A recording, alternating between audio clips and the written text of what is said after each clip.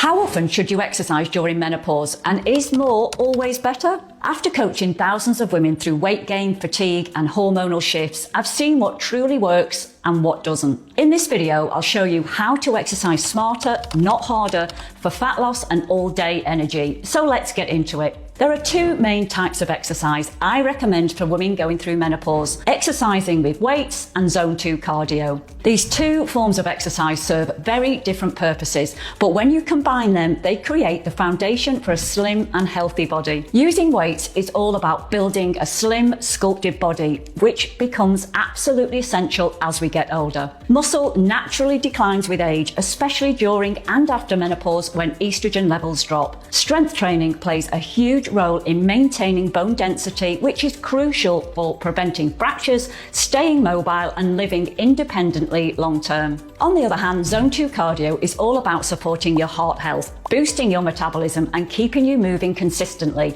without wearing you down. It's lower intensity but incredibly effective when done regularly. The good news is you don't need to spend hours in the gym or sign up for hardcore workout programs. What you need is a smart, sustainable balance of these two types of training and a schedule that actually fits into your day-to-day life. So let's start by diving into exercising with weights. This should ideally be done somewhere between 3 to 5 times per week. Now, that doesn't mean you have to train 5 days a week. The right number for you depends entirely on your schedule, your experience, and how busy your life is. For most women, especially beginners, training 3 times a week might be the sweet spot. It's manageable and it still gives you fantastic results. You'll build strength, increase energy and start to see changes in your body without feeling overwhelmed. This is especially great if you're juggling work, family, or just have a packed calendar. If you do have a bit more time and your recovery is good, adding a full session can absolutely help speed things up. You might notice progress happening a little faster, whether that's improved muscle tone or fat loss. Then there's the 5-day option. This tends to work best for women who are already in the groove with training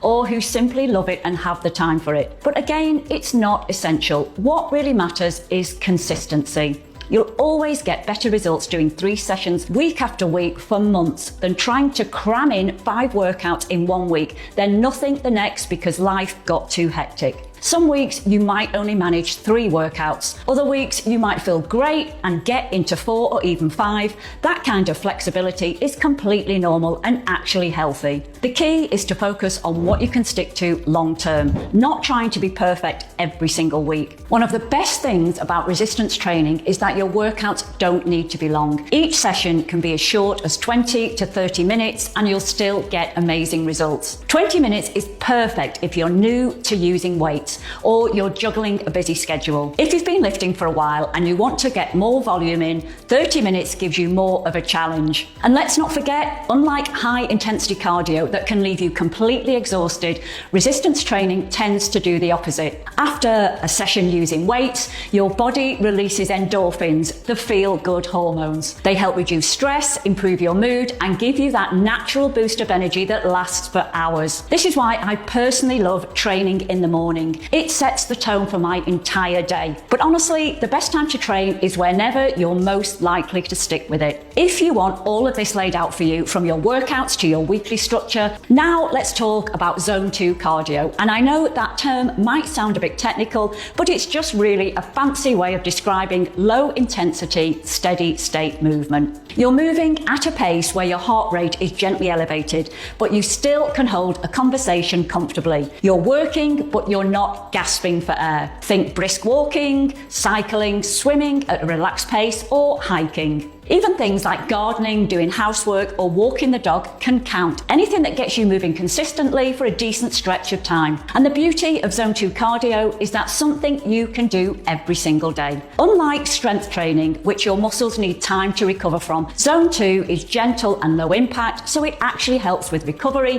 circulation, and overall energy. And the benefits are huge. It helps regulate blood sugar, which becomes even more important during menopause when our insulin sensitivity fatigue can drop. It supports fat burning, especially stubborn belly fat, and it boosts your cardiovascular health, keeping your heart and lungs working efficiently. When it comes to staying active daily, I recommend aiming for 7 to 10,000 steps per day. That usually means 30 to 60 minutes of movement spread throughout your day. You don't have to do it all in one go. Walking your dog, parking a bit further away, doing a quick walk at lunch, it all adds up. If you're currently nowhere near that number, that's okay. Start where you are and increase gradually. Even just 15 minutes of walking a day is a fantastic start, and from there you build up. The goal is to avoid long stretches of sitting still, because sedentary habits can lead to weight gain, joint stiffness, lower energy, and even increase your risk of chronic diseases over time. Now here's a fun addition to your weekly routine. Try to include an active hobby once or twice a week. This is where exercise starts to feel like less something you have to do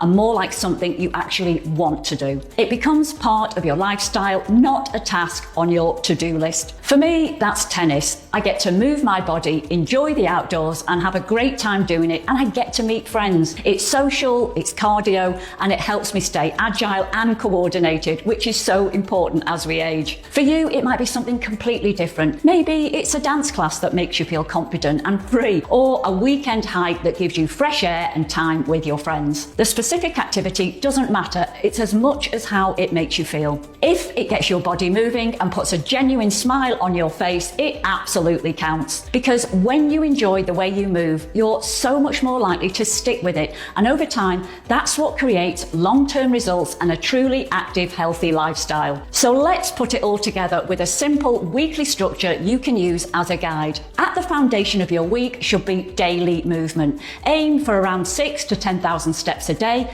This is your non-negotiable baseline. It keeps your body active, your metabolism ticking, and your energy up without needing anything fancy or complicated. And on top of that, you want to include 3 to 5 strength training sessions each week. The exact number will depend on your schedule, your experience level, and how well your body recovers. But anywhere in that range will give you noticeable strength, muscle tone, and fat loss results. Then, to keep things enjoyable and balanced, try to fit in 1 or 2 active hobbies, something you actually look forward to. This adds variety, gives you a mental refresh, and helps you stay consistent because you're not just doing the same thing every day. This kind of schedule gives your body time to recover between workouts while keeping you active every single day. And that's really the magic formula: movement, recovery, and consistency. When you build a rhythm that feels doable and enjoyable, staying fit becomes something you can sustain for life. If you're ready to stop spinning your wheels and finally get results. So now you've got your workout plan, but don't forget, what you eat is just as important. If you want to know exactly how to eat for fat loss during menopause,